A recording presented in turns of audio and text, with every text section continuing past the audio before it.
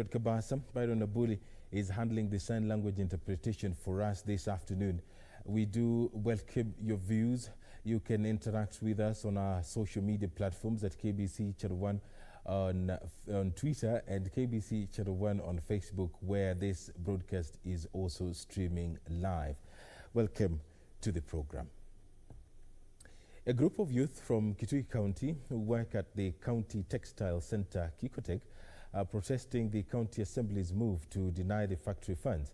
The workers claim members of the County Assembly have not allocated funds to the textile factory and its two proposed subsidiaries in Mwingi and Mutomo towns.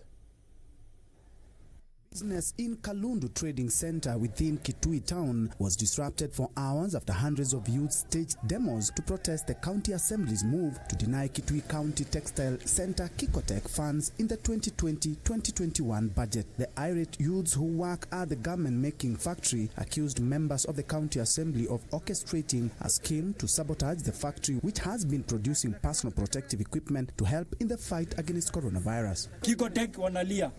Kuna kampuni nyingine mama alikuwa anataka kuanzisha Mutomo. Kuna nyingine ilikuwa Mwingi. Kuna nyingine iko Kirasha huko. Na yote mnapinga. Mnataka vijana tuibe ama mnataka kufanya nini? Sisi twaomba mungangane msingangane, mpigane msipigane, lakini nia yetu twaomba mpitishe hiyo budget ili Kikotech ya Mutomo iendelee na Mwingi iendelee, ili tupate nafasi za kufanya, ili tuendeleze maisha yetu. But to the protesters who were marching from the factory at Siongila towards the CBD were intercepted by police at Kalundu and later dispersed before they could present their petition to the assembly. On June 30th this year, the MCAs scrapped out 50 million shillings, which the executive had proposed for expansion of Kikotech to facilitate opening branches in Mutomo and Mwingi. The push and pull triggered a protracted budget approval impasse between County Assembly and Executive as services ground to a halt, with July's salaries unpaid.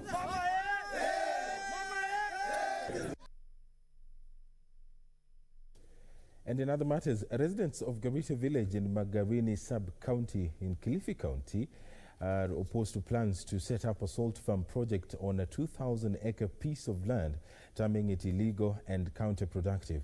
The locals, who staged a demonstration to protest the move, want the government to intervene, saying the investor is interfering with the local ecosystem by clearing the treasured mangrove forest.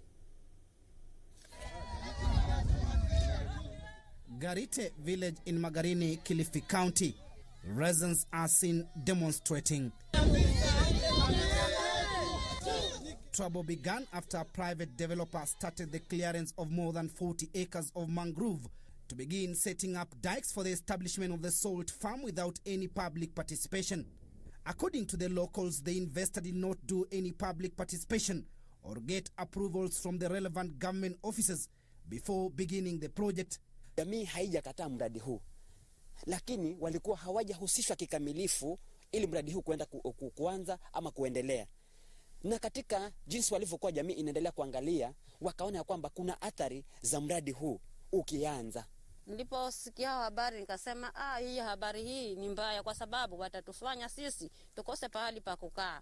Kwa sababu ya ile mimea yetu ikishaingia tu maji ya chumvi itakufa, na sisi tutakaa wapi na watoto wetu tutakaweka wapi? Kilifi County Assembly Deputy Speaker Stanley Kingawiz, also the area MCA, said if the salt production begins in the area, the locals will not have access to the ocean and all fresh water sources will be polluted. Ripoti iliyotoka kwa National Lands Commission wakaweza kubaini waziwazi kwamba mwekezaji Munyu Salt alipata ardhi hii kinyume cha sheria. Kwa hivyo, kwa sababu hiyo, wananchi wakauliza serikali iweze kufutilia mbali kile kibali na ardhi hii iweze kurudi kwa mwananchi, na mwananchi apimiwe apate vibali ili awe na uhakika na usalama wa ardhi yake na uweze kuishi wajiendeleze katika masuala ya kiuchumi, masuala ya kilimo, mambo ya uvuvi na yale mengine. Locals say they are opposed to the project because it has negative effects, especially on the ecosystem.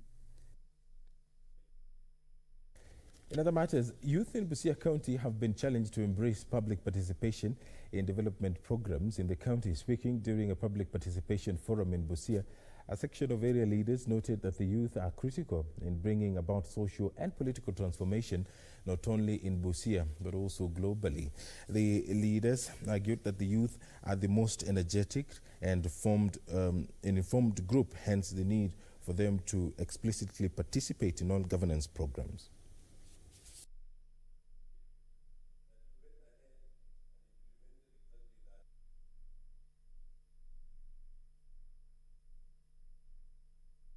Vijana wajihusishi katika masuala ya uongozi, katika uchaguzi, katika usimamizi wa serikali za kaunti.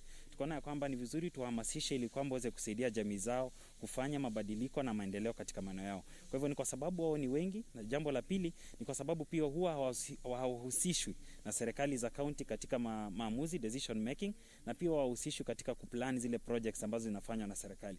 Kwa hivyo tukiwaelimisha na tukiwahamasisha, wataweza kujinufaisha na kujiimarisha ili kwamba sauti zao ziweze kusikika katika kila kazi ambayo inafanyika katika kaunti. Tunahitaji tuwajumuishe pamoja ili miradi hizi tunazofanya isifanyike kana kwamba wao hawako katika mstari wa mbele. Wawe katika mstari wa mbele kupanga ni yapi ambayo yanahitajika kule chini mashinani, yanatendeka kijinsi gani, je inafuatilia ile mikataba ambayo yanaifaa. The Kenya Union of Post-Primary Education Teachers, KUPPET, has loaded the proposal on community-based learning. KUPPET Secretary General Akelo Misori has subsequently urged Teachers Service Commission, teachers and parents to support the program in a bid to help learners keep focused and in shape ahead of the January 2021 schools reopening.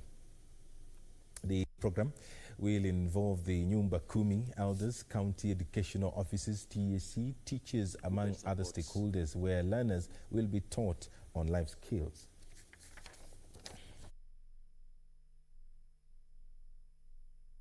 KUPPET supports the initiative to have community teaching initiative, which was announced by the the Cabinet Secretary for Education. The reason being that we are losing quite a number of our children to crime, drugs and substance abuse. But the most significant of them all is the teenage pregnancies. And the fear is that we are likely to have a high school dropout, and which will also culminate into having negating the principle of the gains that we have acquired over the years to have literacy levels rise. Why can't teachers be creative enough, take the challenge, have the local administration, the Nyumba Kumi, the provincial administration and the Ministry of Interior identify and provide security for in the neighborhood as the teachers take responsibility to give guidance and counseling, teach the children life skills.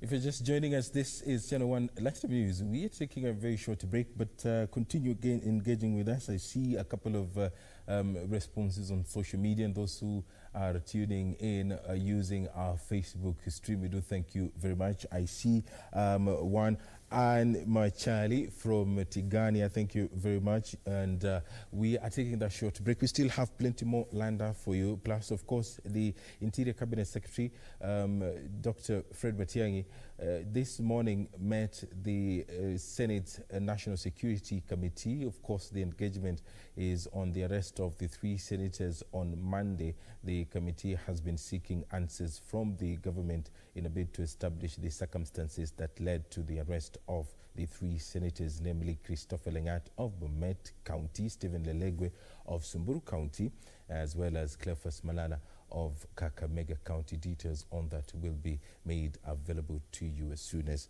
we are able to establish them. Don't go anywhere. Channel 1 Lunchtime News continues shortly.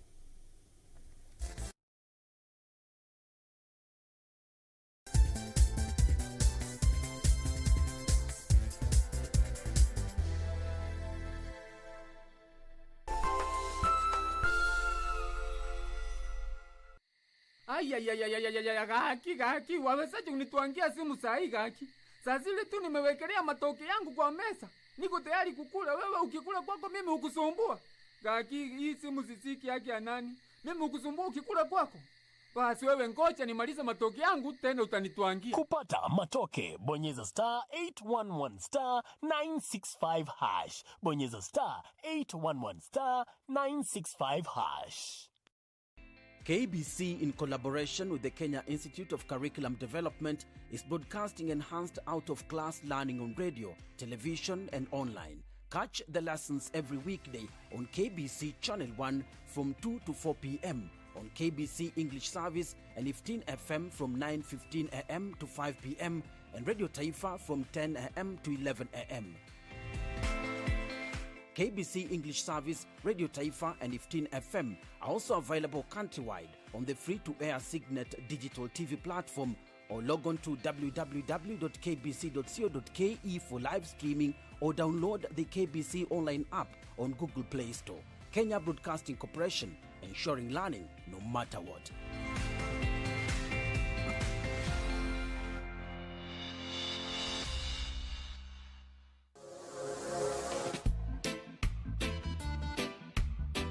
People gonna say all kind of things about you.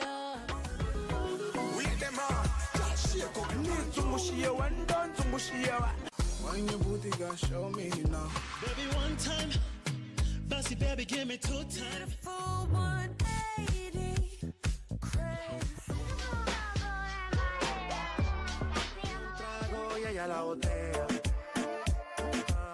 Let's go.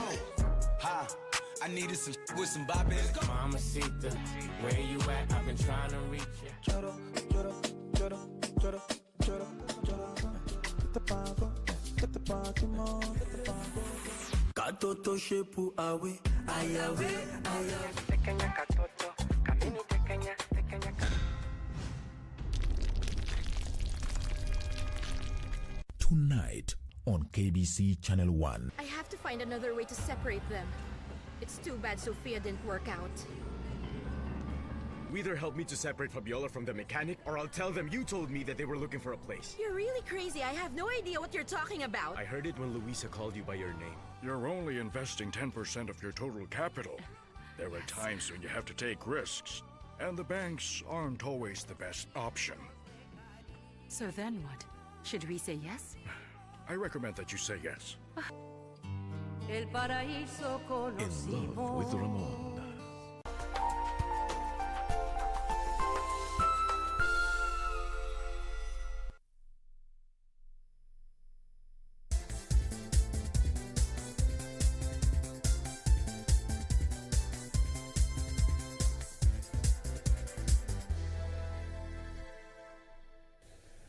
Thank you very much for keeping us company.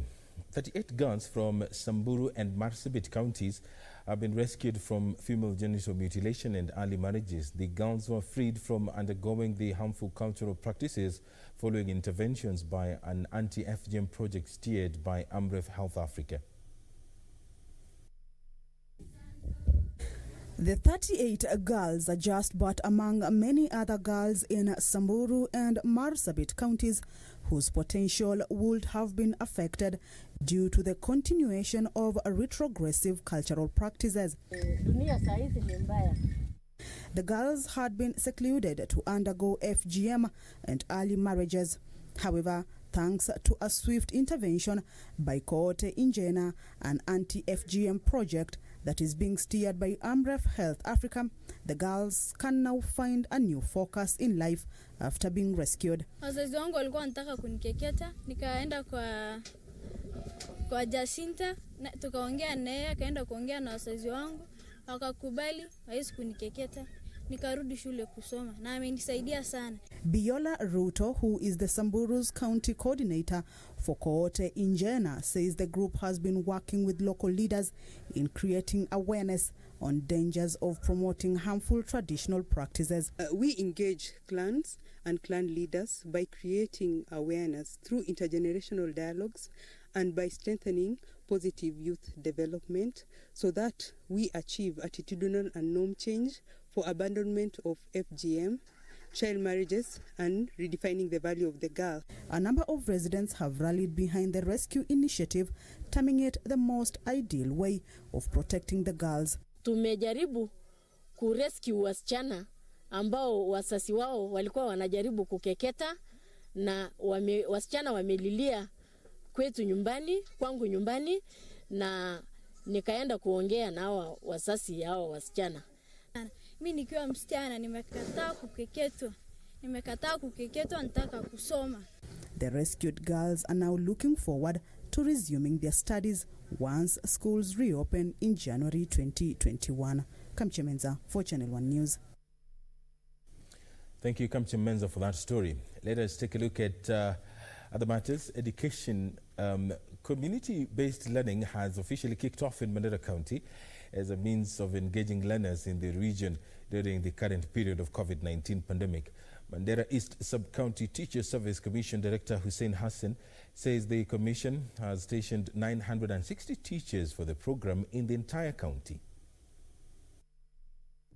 Speaking during the opening of Komoro Community-Based Learning, Mandera East Sub-County TSC Director Hussein Hassan said the government has engaged area chiefs and community policing elders to identify students from both primary and secondary learning institutions to be engaged in community-based learning. We managed to get 50 learners in Komoro Community-Based Learning Center 1. So we have 15 learners here. They were brought by the chiefs together with Bakumi. We discussed with them. They are the ones who mobilized, and majorly they will be taught on life skills, issues of gardening, weeding. That is the major things. And then they can be given some basic skills of reading. With Komoro Community-Based Learning Center so far registering 15 students, Hassan says more centers will be opened across Mandera County as 960 teachers are set to oversee the program. In Mandera East, we have registered 290 teachers, 118 of them in the secondary school and the rest in primary schools. We have distributed the teachers into locations where they are based. Now in Mandera Central Division we have 9 locations. The teachers were distributed into the learning into the locations. In the program, all teachers under TSC are required to undertake the community-based learning without charging parents even a single coin. The program by the Teacher Service Commission took effect on 12th this month and has been applauded for its role in curbing awful incidences being reported among the school-going children. We have to start community-based education, and also we start distant learning, e-learning, digital learning, so that their education, we should now start thinking in a big way. What we want to do 21, 22, we should start sitting and talking and thinking that way. KCS Member of Parliament Swarap Mishra, while rolling out development projects in his constituency, urged the government to come up with more alternative means that will address the challenge of idleness among most students. However, for John Osoro, a parent in Manga Ward, Nyamira County, engaging his school-going children in manual work ensures that they are productive and physically active during the current period of COVID-19 pandemic. Changamoto ni mingi sana wasasi wanapata na watoto wao. Mostly wasasi wengi hatukuwa tunajua tabia ya watoto wetu. But this is the time tumejua watoto wetu, tumejua tabia ya watoto wetu. So ndio unaona kama mimi nimeengage na vijana wangu tusaidiane. Kama saa hivi nilikuwa namwambia mtu mmoja tunalipa 400, saa hii nimesave. Saa hivi tuko watatu na mimi ni 4, tumesave 2000. In what has been replicated by other parents in the area, John Osoro runs his bricks business daily at Kianyatuanga village along Kisii-Nyamira Highway, accompanied by his sons Maki Osoro, who is a university student, and Andrew Osoro, a Form 4 student. Ben Chumba, reporting for Channel 1 News. Let's now take a look at some politics now. Former ruling party KANU is up for a fresh new look as the 2022 general election nears. The party is seeking to revamp itself after years of decline in the political arena, having been confined to only Baringo County, the home of the late former President Daniel Toroitich Arap Moi. In Kisii, the party says it will activate its network that will propel Baringo Senator Gideon Moi to the top seat. As the 2022 general election nears, political parties are now rebranding themselves. The longest-serving political party in Kenya, KANU, has coined itself KANU Fresh, and it seeks to woo young voters to its ranks. The party's Kisii branch met and endorsed the national chairman, Gideon Moi's recent guidelines ahead of the 2022 general election. Tukimaliza hii maneno Mungu akituwezesha ambaye tumalizana na COVID-19, tutaanza kutembea kaunti yote ya Kisii, alafu recruit wananchi. Kuna namba tutatoa, alafu unaenda online, unajiandikisha, unakuwa mwanachama wa KANU. We in Kisii County, KANU leadership affirm our total support for our party leader, on Senator Gideon Moi, who is also the KANU national chairman. KANU party remains committed in social and democratic development of our country, our county, and the country as a whole. The party says it will activate all its mechanisms for effective and efficient service delivery. According to the leaders, they have resolved to conduct members' recruitment after the COVID-19 pandemic, which will be done online. Ruth Wamboi for Lunchtime News.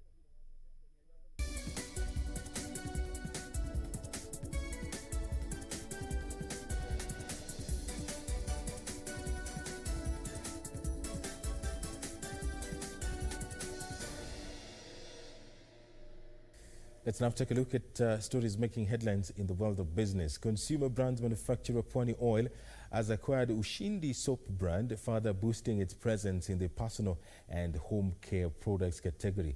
The deal, which has been approved by the Competition Authority of Kenya, comes as demand for soap and hygiene products rises due to COVID-19 health protocols requiring regular hand washing and disinfection to prevent the spread of the virus elsewhere. The county government of Kisumu has signed a personal protective equipment deal with the Kisumu Polytechnic. Details of this in the corporate briefs. There has been an increase in demand for multipurpose soap that fit into emerging consumer spending patterns and desire for a wider choice. Pwani Oil says the acquisition of Ushindi brand will see the company gain significant share of the personal and home care product markets. Its commercial director, Najul Malde, adds that while consumption of soap and detergents has increased, disposable incomes are declining due to the negative economic impact of COVID-19, and consumers now want a product they can use for different purposes. We need to continue to be doing business. In Kenya, we know that as Kenyans, we are resilient, we are strong, and we will overcome all the issues that the world brings to us. We've done that in the past, and we'll continue to do that in the future. Whilst the pandemic is causing stirs in the world, in Pwani, we believe that we need to cause stirs in the Kenyan market, and indeed in the regional market of East Africa. Meanwhile, Kisumu National Polytechnic has partnered with the county government of Kisumu to produce 3-ply surgical masks, reusable masks, and disposable fluid repellent gowns for the frontline health workers. The products, which are at various stages of certification by the Kenya Bureau of Standards, will not only help in the fight against COVID-19, but will also see the institution raise funds to run various programs. Under the deal, the county government of Kisumu will purchase the products from Kisumu National Polytechnic once they are certified. Our production capacity for surgical masks is 1,000 masks per day. We are making them according to the regulations given or standards given by the Kenya Bureau of Standards. That means we are using polypropylene fabric, which is 25 grams per meter. In the Applied Science Department, we are making our own sanitizers and liquid detergent that we intend not to purchase from anywhere when schools reopen.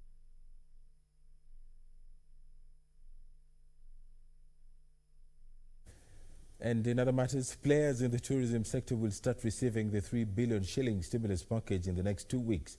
Tourism Finance Corporation Director Jonah Orumoi says all modalities have been put in place in readiness for the disbursement of the cash. The hospitality industry has borne the brunt of the COVID-19 pandemic, with guests postponing traveling plans. Revenue by the hotel industry in Kenya is projected to drop by 60%.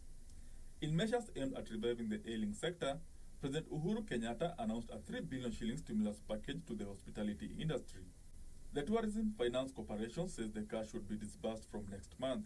Stimulus package actually will be open mainly for hotels, and also at the same time, as mentioned earlier, we are working together with other state agencies to be able to see how we can bring up small and medium-sized supports to the sector, because the sector obviously has been high. The funds that are payable in 10 years will attract an interest of 5%. Time we are offering business advisory services to the sector, and those people who think they need some help in terms of turning around their business, in terms of being able to restructure their business, they can come to us. The funds are expected to mitigate against job losses that have been witnessed in the sector. What the Ministry of Tourism is doing and all the other stakeholders who are concerned, what we know is we cannot get all that we need. One, because we are very many of us and not everyone can get. But what the government has given, they've told us how we can apply for this stimulus package.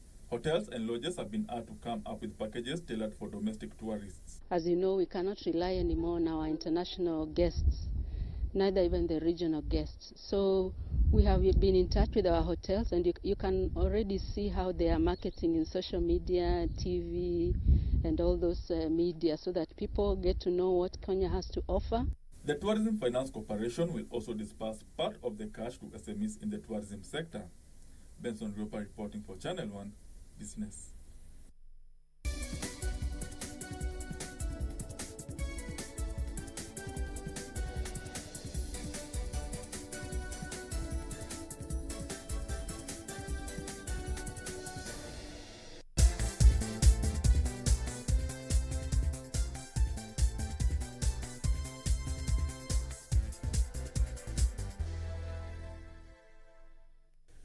A lobby group calling itself the Nairobi Accountability Forum has raised concerns over the management of the city. Representatives from the Youth Congress, Muungano wa Wanavijiji, and Haki Jamii claim the lack of transparency in the working relationship between the county government of Nairobi and the Nairobi Metropolitan Services is undermining service delivery.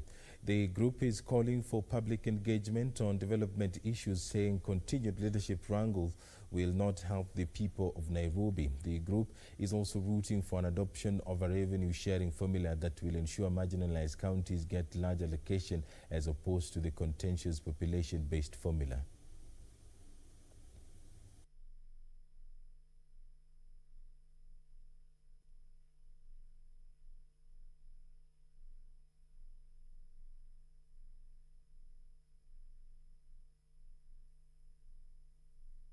We don't have basic services, most basic services in Nairobi. If you go to informal settlements, we still have a lot of services that are lacking, and yet we have billions being spent in corruption.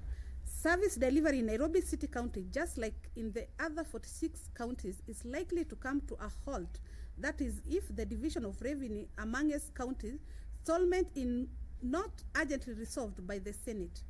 We note with concern that the Senate is yet to pass the County Allocation of Revenue Bill 2020 in accordance to Article 218 of the Constitution, with arguments surrounding division of revenue concept in the Senate, raising more questions than answers.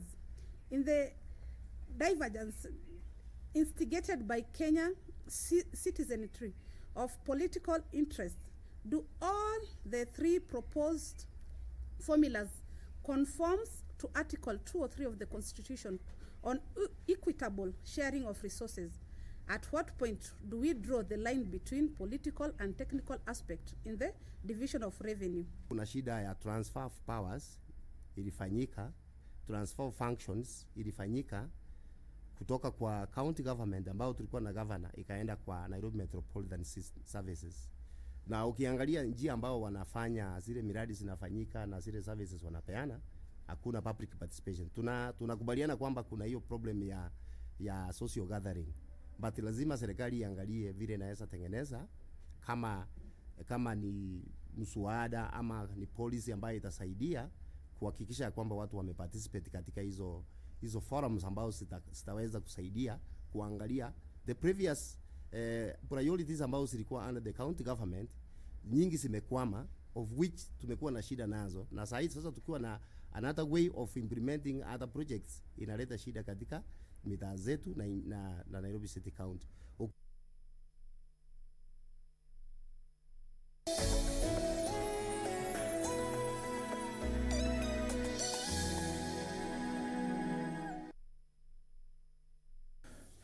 Let's now briefly cross our borders, where Mali President Ibrahim Boubacar Keïta has been forced to resign.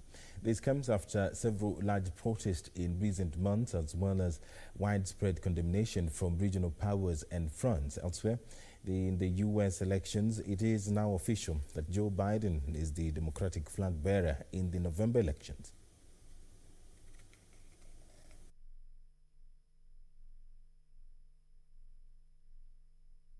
It was an end of an era in Mali as President Ibrahim Boubacar Keïta was forced to resign after being detained by soldiers on Tuesday.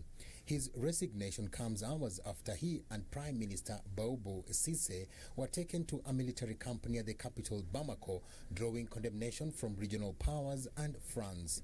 The mutinying soldiers were cheered by crowds as they reached the capital Bamako on Tuesday. In a televised address, President Keïta said he was also dissolving the government and parliament. Keïta won a second term in election in 2018, but there has been anger over corruption, mismanagement of the economy, and a dispute over legislative election. Mali's military has promised for fresh elections.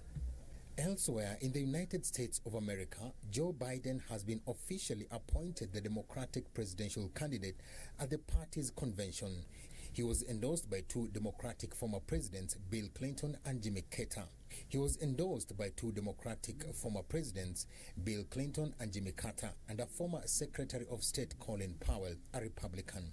The convention is largely virtual amid the coronavirus pandemic, and it is unclear whether a format of pre-recorded speeches and no live audience will generate the same level of enthusiasm as the traditional party gatherings.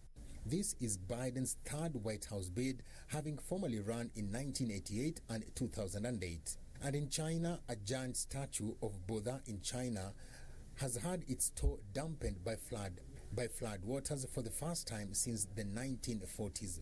The 71-meter tall statue, a UNESCO site, was carved out of rock face. Rescuers have been dispatched to help people evacuate from at-risk areas.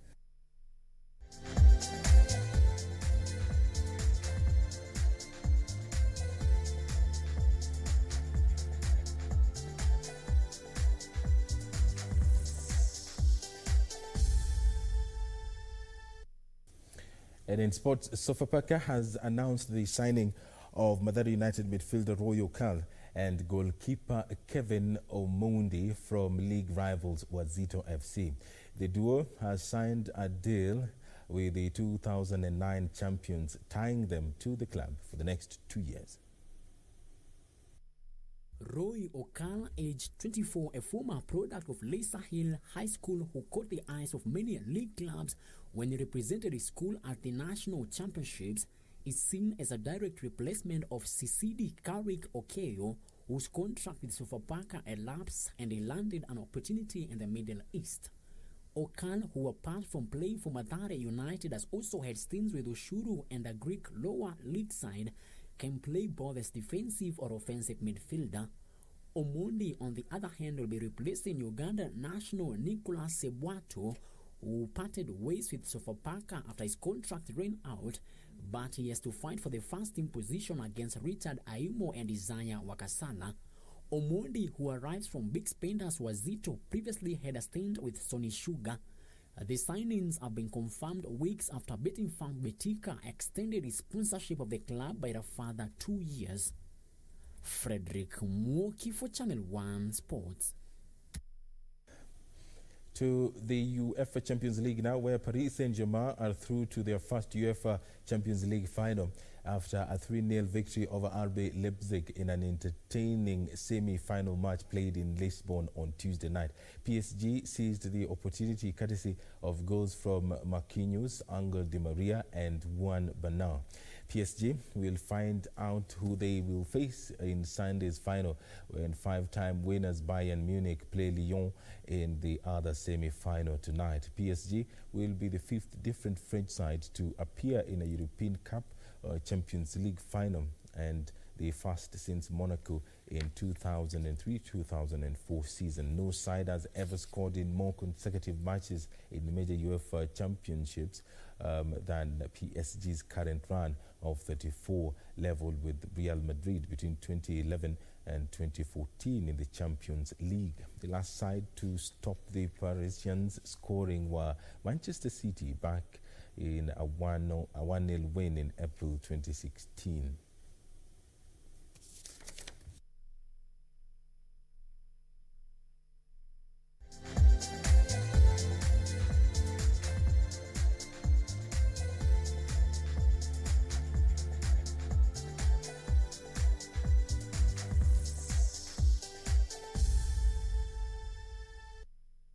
That does it for us for this edition of Channel 1 Lunchtime News. My name is Edward Kabasa. On behalf of the team here, including my sign language interpreter Byron Abuli, we do urge you to maintain safe social distancing as well as highest level of hygiene, and have yourself a very wonderful afternoon.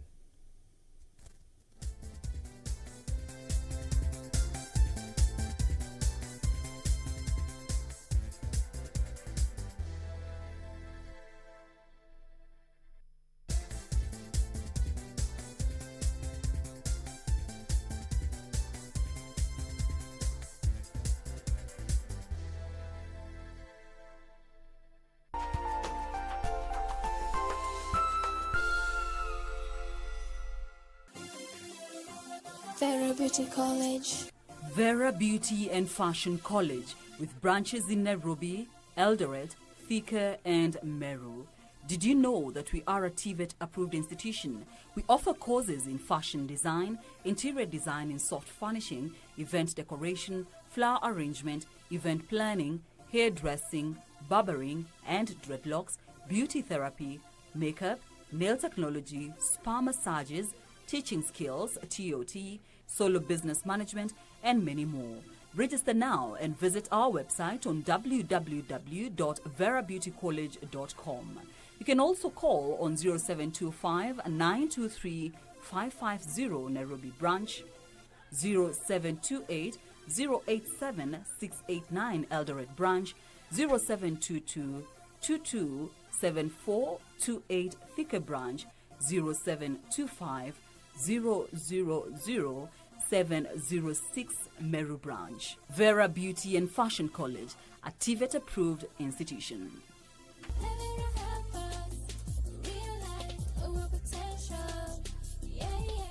Tonight on KBC Channel 1. Dharma's asked me to meet him here. This is the only way to go upstairs from here. There is one more way to go upstairs.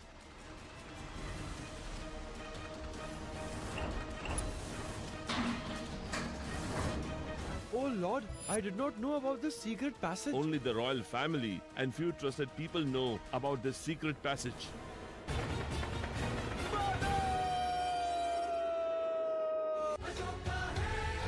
On the next episode of Mimi sikuja hapa kufundishwa mapishi bora. Bingwa potea huyu. I lost. Sasa mtu mzima tena alivyokosa kabisa ni kunifanya mimi kama kijakazi wake. Yaani mimi siku nyingine napika chakula, yoje sema nini? Hatio, mara chakula hiki sikitaki, nipike kingine. Sema tata huyu bwana. Haambiliki. Lakini ametuelewa. Ametuelewa.